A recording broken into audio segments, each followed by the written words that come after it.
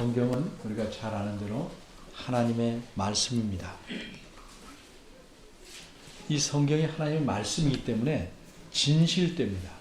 거짓이 없습니다. 뿐만 아니라 성경에는 모든 내용을 정확하고 잘못이 전혀 없게 표현하고 있습니다.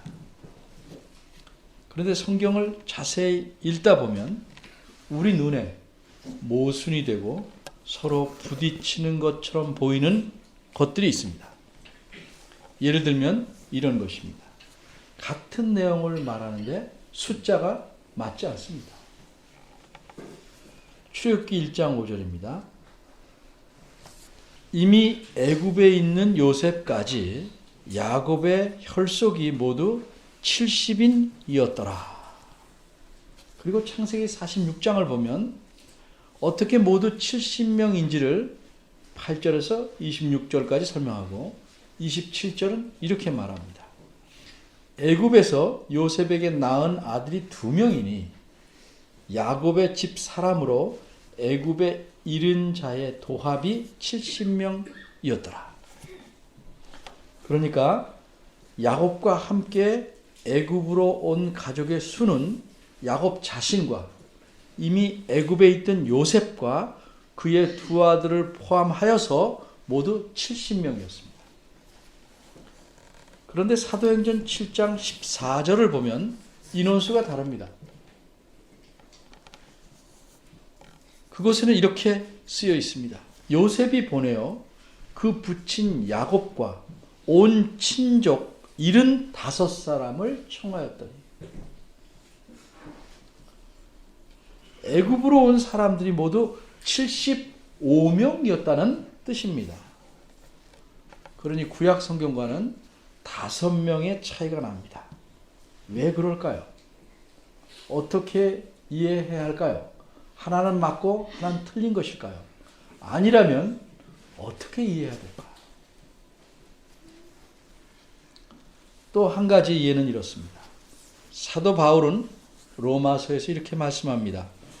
그러므로 사람이 의롭다 하심을 얻는 것은 율법의 행위에 있지 않고 믿음으로 되는 줄 우리가 인정하노라. 로마서 3장 28절입니다.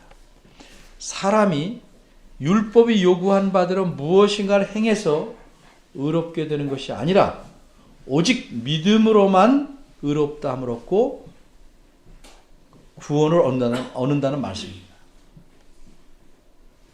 그런데 야고보서에서는 다르게 말씀합니다. 내 형제들아, 만일 사람이 믿음이 있노라 하고 행함이 없으면 무슨 이익이 있으리요? 그 믿음이 능히 자기를 구원하겠느냐?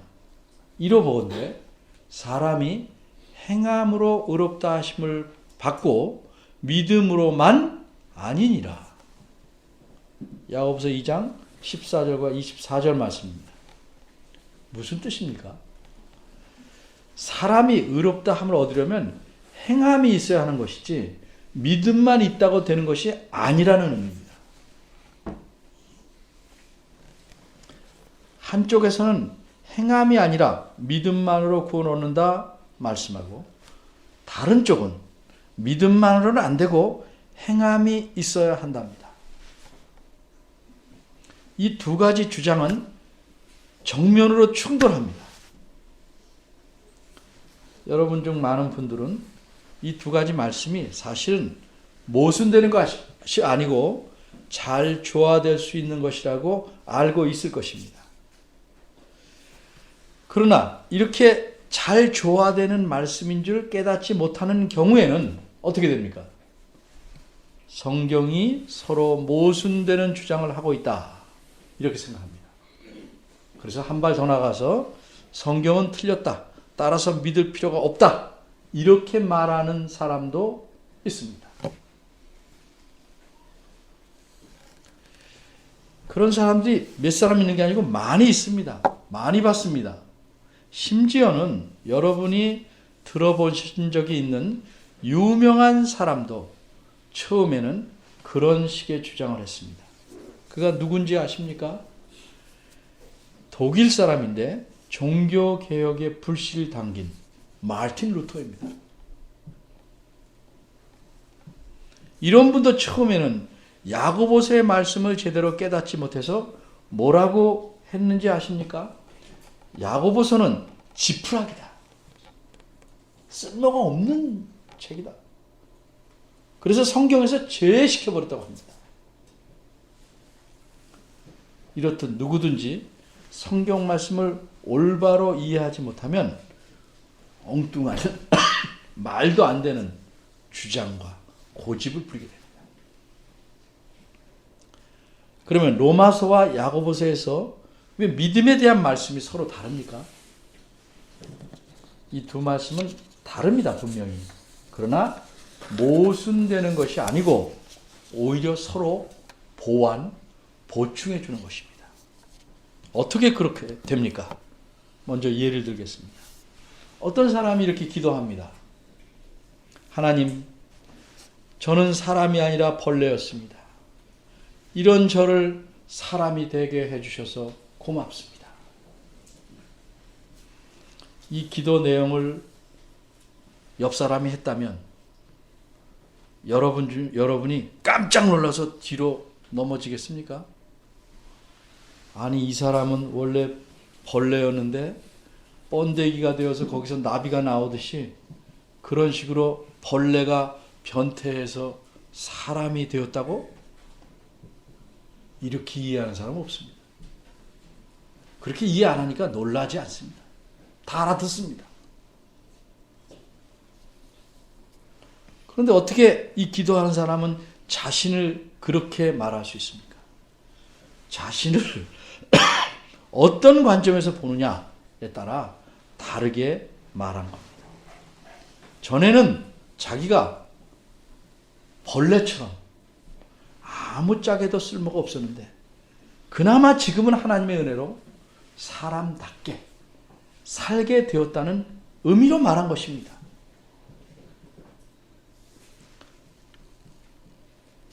이처럼 어떤 것을 어떤 관점이나 시각에서 말하느냐에 따라 얼마든지 같은 것이라도 다르게 표현할 수 있는 것입니다. 믿음도 그렇습니다. 간단히 설명하면 이렇습니다. 로마서에서 말씀할 때는 누구를 겨냥해서 믿음에 대해서 말했습니까? 하나님 앞에서 의롭다함을 얻어서 구원 얻는 것은 내 힘으로, 사람의 힘으로 가능하다고 믿는 사람들을 향해서 말한 것입니다. 그런 사람들은 자신들이 하나님의 율법을 지켜서 의롭다함을 얻을 수 있다, 이렇게 생각했습니다. 그러기에 바울 선생님은 그들을 향해서 의롭다함을 하나님 앞에 얻는 것은 오직 믿음으로만 얻는 것이다, 이렇게 강조한 것입니다. 사람의 행위로는 전혀 얻을 수 없는 것이다, 이렇게 강조한 것입니다. 반면에 야고보서에서는 이런 사람을 겨냥했습니다. 자신은 믿음이 있다, 이렇게 말하지만 그 믿음에 걸맞은 행동을 전혀 하지 않는 사람입니다. 마치 살아있다고 하는데 찔러도 가만히 있고 밀어도 가만히 있고 움직이지 않는 그런 것과 같은 사람.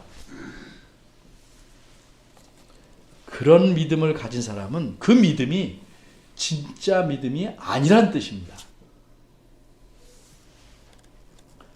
진짜로 하나님이 주신 의롭다함을 얻는 믿음이란 살아있는 것이고, 살아있기 때문에 열매가 나타나는, 행함이 나타나는 믿음이어야 한다.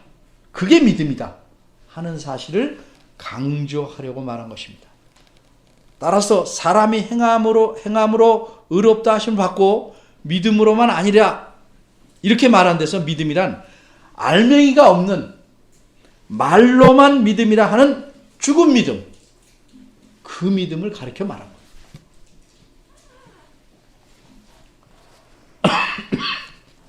이제 앞에서 먼저 말한 70명하고 75명에 대한 차이를 간단히 말씀드리겠습니다. 사도행전에서 75명이라고 말한 분은 하나님이 아니고 스데반 집사입니다. 성경 말씀은 정확해도 성경에 등장하는 인물이 말한 것이 모두 완벽할 수는 없습니다. 틀려도 그대로 써놓을 수 있습니다. 그러니 혹시 스데반이 잘못 알고 말할 것일까? 물론 이론적으로는 그럴 수도 있겠지만 그렇지는 않았습니다. 그때는 유대인들은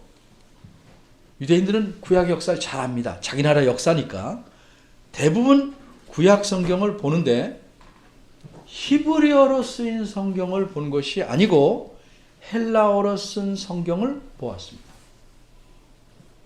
마치 우리가 일제 때 어릴 때부터 일본말을 계속 배우면 한국말은 잘 못 보고 일본말로 책을 보는 것 같다 이 말이죠.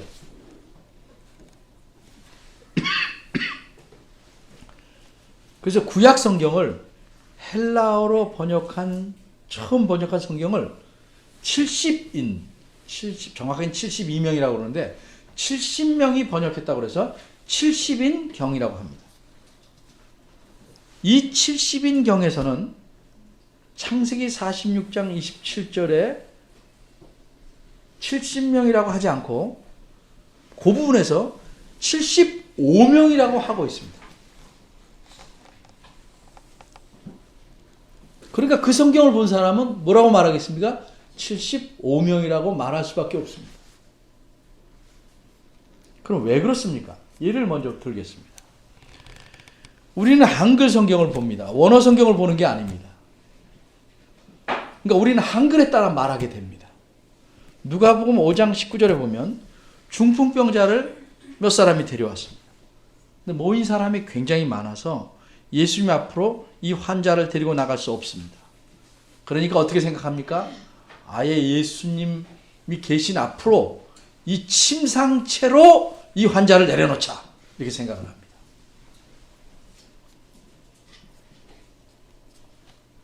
그래서 지붕으로 올라갑니다.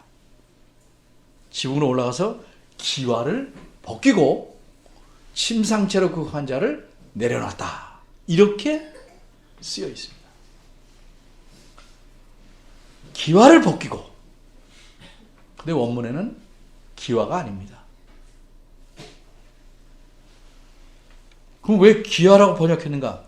우리 문화에서는 지붕을 이어가는데 덮는 데 쓰는 물건이 주로 기와이기 때문에 그렇게 번역한 겁니다. 잘한 겁니다. 알아들어야 되니까. 그래서 기와를 벗겼다고 한 것은 우리말 성경대로 말한 거니까 틀린 것이 아닙니다. 의미를 잘 살려서 말한 겁니다. 한글로 번역할 때는 한국 사람이 잘 이해하도록 필요한 표현을 써야 하는 겁니다.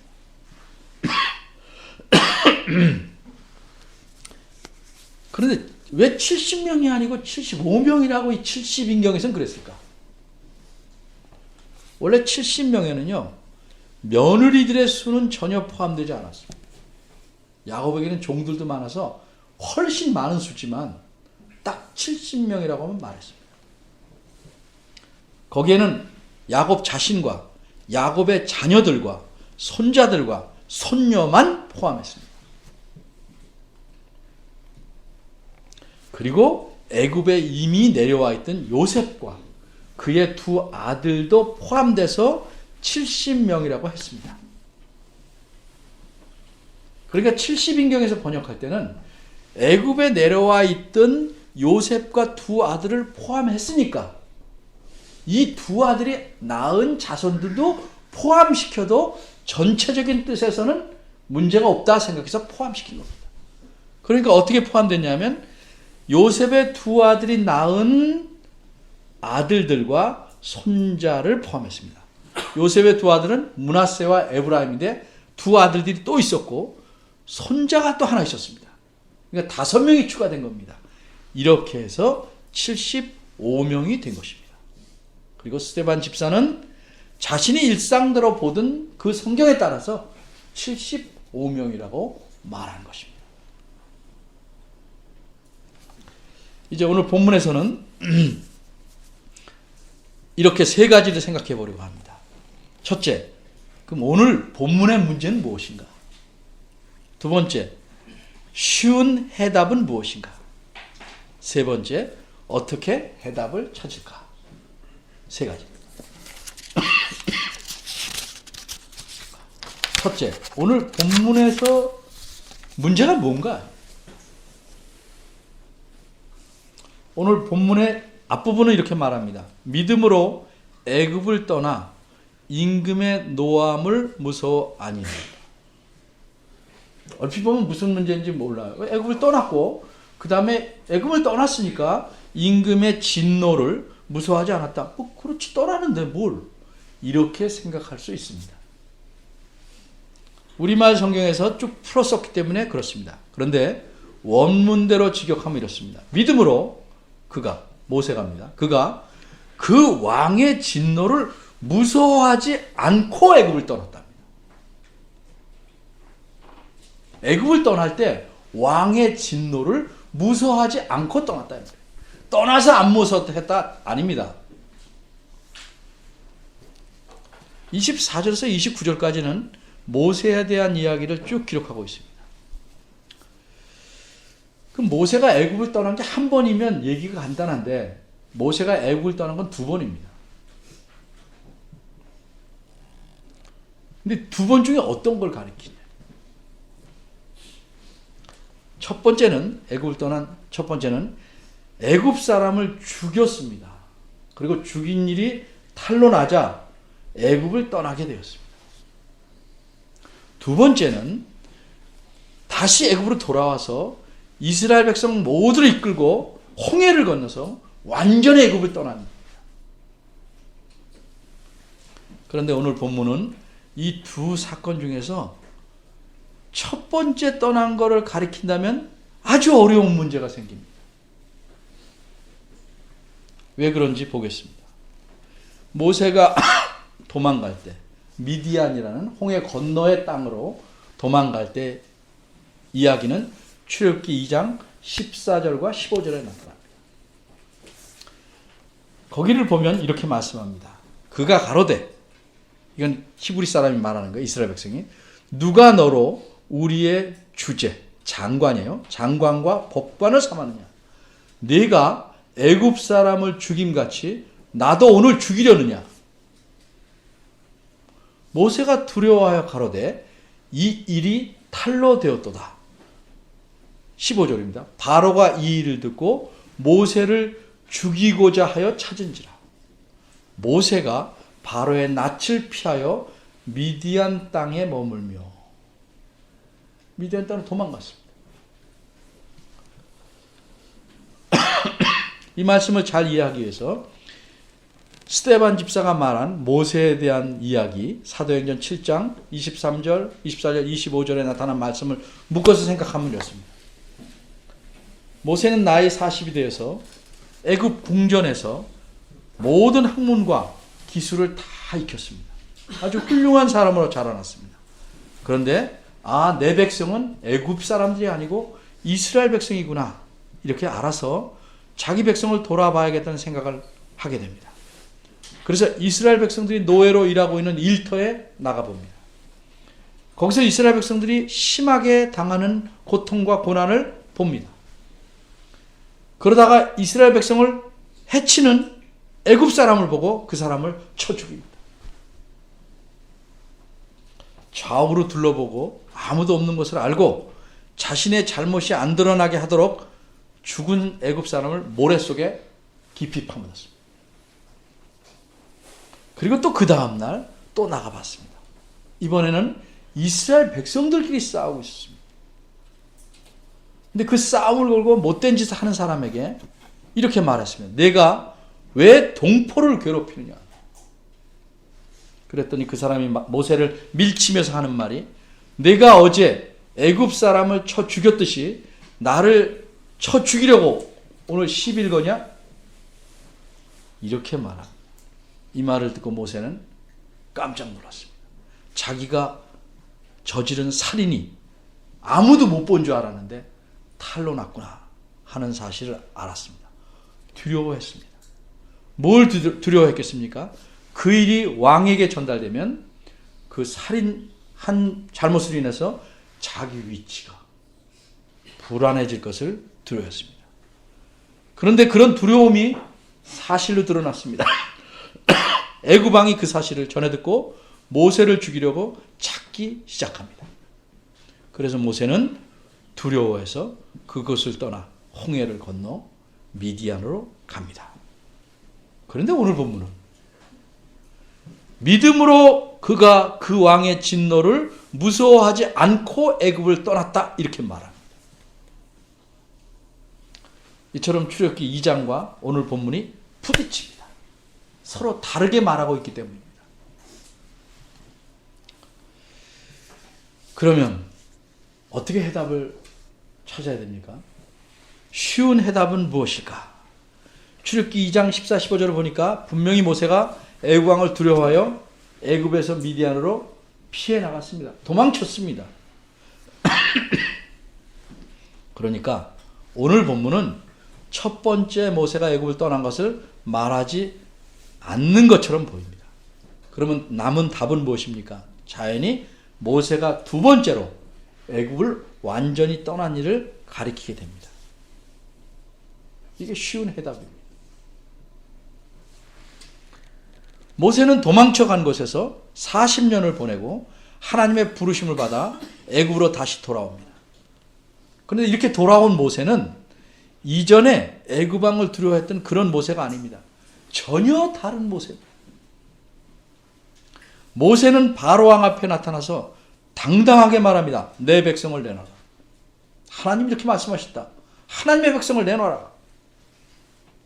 이 일로 인해서 애굽 왕하고 또 애굽 왕이 섬기는 신들과 싸움을 하게 됩니다. 그래서 열재앙을 내리죠. 이렇게 열재앙을 애굽 왕 앞에 다 베푼 후에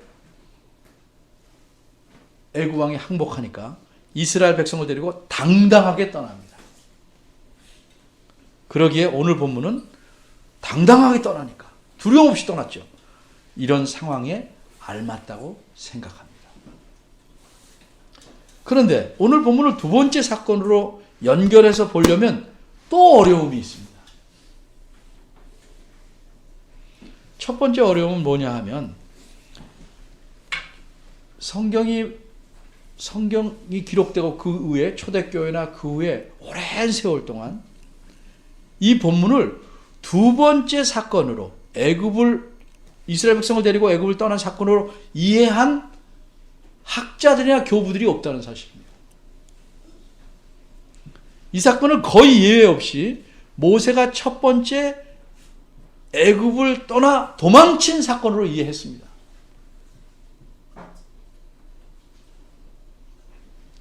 문제점이 있지만 그래도 그것이 맞다는 겁니다. 이 본문을 두 번째로 이해하기 시작한 것은 중세시대, 종교개혁 시대에 가까이 와서부터 시작되었습니다. 그러니까 쉽게 말하면 몇백 년 동안은 다 첫 번째 사건으로 이해했는데 그 뒤부터 두 번째 사건으로 이해하기 시작했다는 말입니다. 왜 그 앞에 사람들은 다 그걸 첫 번째로만 이해했을까? 두 번째 사건이 없었다고 생각할까? 아니죠.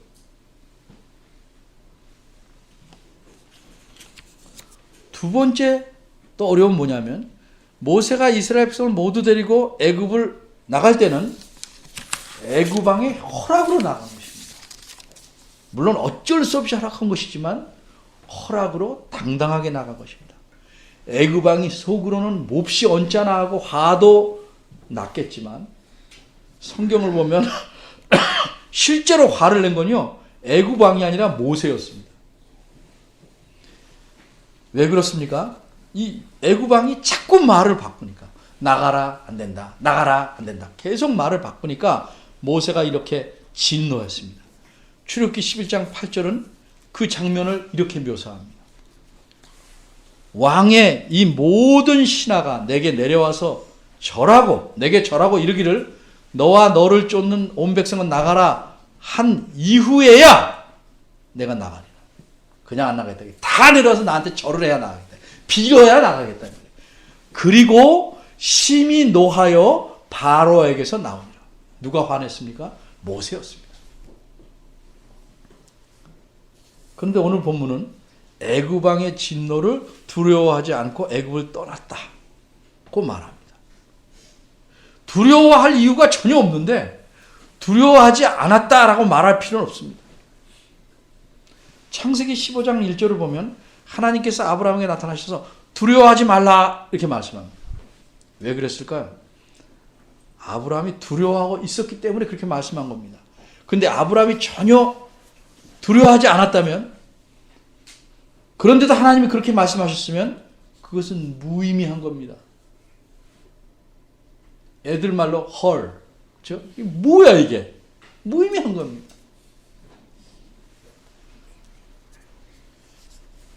마찬가지로 모세가 전혀 두려워하지 않고 애굽을 당당히 떠났는데 그것을 두려워하지 않고 떠났다고 말하는 건 초점이 안 맞습니다. 그런데 결정적인 어려운 점이 있습니다. 이게 세 번째. 결정적인 어려움은 뭐냐면 요 27절을 애굽을 이스라엘 백성 데리고 홍해를 건너 애굽을 떠난 것으로 본다면 사건의 순서가 뒤바뀐다는 점입니다. 히브리서 11장에서는 사건을 계속 시간 순서대로 쓰고 있습니다. 그런데 만일 27절이 이스라엘 백성을 모두 데리고 나간 사건을 본다면 28절은 뭐예요? 6월절과 피 뿌리는 예로 정하였으니 6월절은 나가기 전에 있었던 순서가 바뀌어요. 6월절을 지나고 나서 이스라엘 백성을 데리고 나가는 겁니다. 왜 유독 여기서만 순서를 바꿔야 할까? 이유를 설명할 수가 없어요. 그래서 순서대로 보는 게 타당하지 않나 이렇게 생각한 겁니다. 어려움이 있더라도. 따라서 이렇게 두 번째 사건, 이스라엘 다 데리고 완전히 애굽에서 떠난 것으로 보는 것이 틀린다고 할 수는 없지만 딱 맞는 것은 아니다. 이런 생각이 드는 겁니다. 비유하자면 이렇습니다. 뚜껑에는 두 가지가 있습니다. 하나는 덮개, 하나는 마개입니다. 그냥 다른 물건이 그 안에 있는 물건인데 이물질이 들어가지 않도록 덮어놓은 것, 좀 잘 안 맞아도 이렇게 덮어놓아서 보호하도록 한 거, 그거 덮개입니다. 근데 아구리를 딱 맞게 끼워 막는 거는 마개입니다. 두 번째 사건으로 두 번째 애굽을 떠난 것을 보는 것은 일종의 덮개입니다. 덮개. 우리가 지금 하고자 하는 것은 마개를 찾아보는 겁니다. 마개. 딱 맞는 게 무엇일까? 물론 그 아구리에 딱 맞는 그 마개, 딱 맞는 마개를 깎아 만들기가 힘들다 할지라도 마개는 모세가 첫 번째 미디안으로 떠난 사건으로 보는 것이 알맞다고 생각합니다.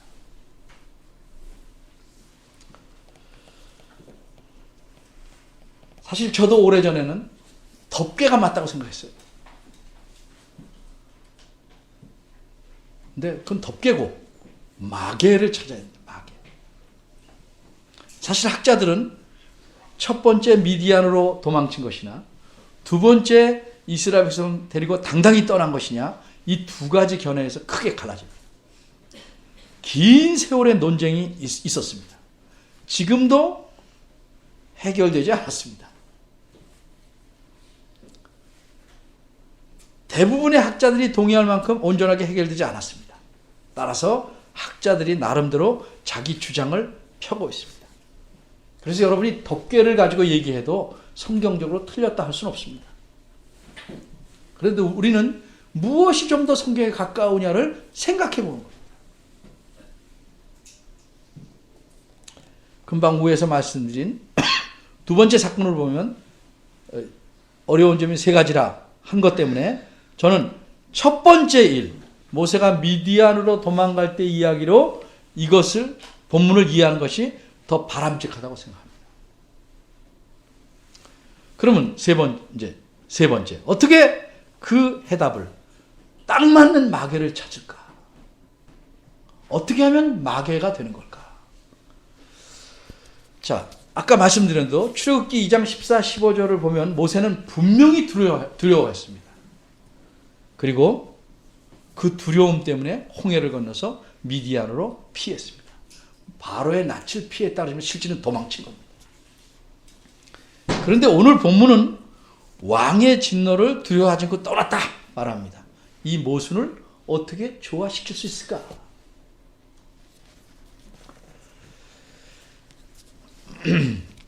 우선 이것을 생각해야 됩니다. 모세가 40세가 돼서 이스라엘 백성에 나가서 그 애굽 사람을 쳐 죽인 것은 그냥 길을 가다가 우연히 그런 일을 보고 분개해서 쳐 죽인 것이 아니라는 겁니다. 오늘 본문 앞이나 모세에 대한 이야기는 다 다른 것도 마찬가지지만 순서대로 써 있다고 생각합니다. 순서대로 써 있다고 말씀드렸습니다. 11장 24절은 23절은 태어날 때 이야기고 24, 25, 26절은 궁중에서 되어진 일입니다. 이미 모세는 궁에서 어떻게 됐습니까? 죄악의 낙을 누리는 것을 버리고 그리스도를 위해서 능력을 받기로 작심을 했습니다. 하나님만을 섬기기로 결정을 한 사람입니다.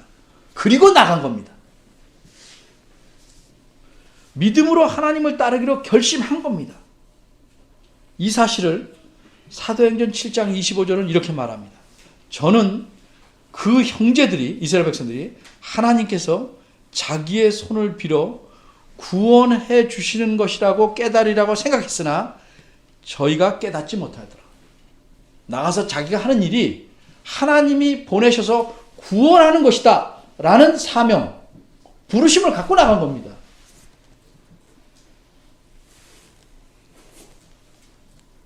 근데 의도하지 못한 일이 생겼죠. 그래서 두려워하는 일이 생겼고 도망치게 생겼습니다.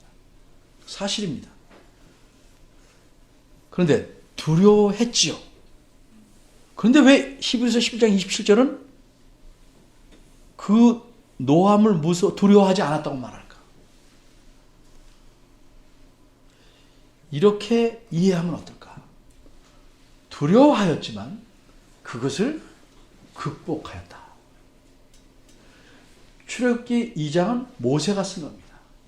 모세는 저 민수기에 보면 가장 온유한 사람이다. 가장 겸손한 사람이다. 성경이 이렇게 칭찬합니다. 자기가 자기 사건을 쓰면서 자기 잘났다고 쓰지 않습니다.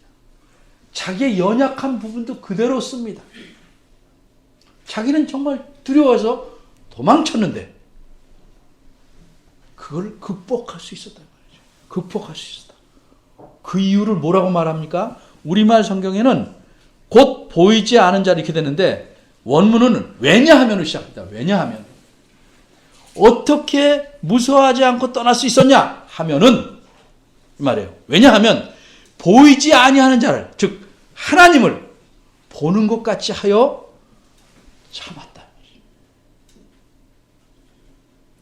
하나님에 대한 믿음으로 두려움을 극복해서 애굽을 처음엔 두려워했지만 그 두려움을 극복하고 애굽을 떠났다는 겁니다.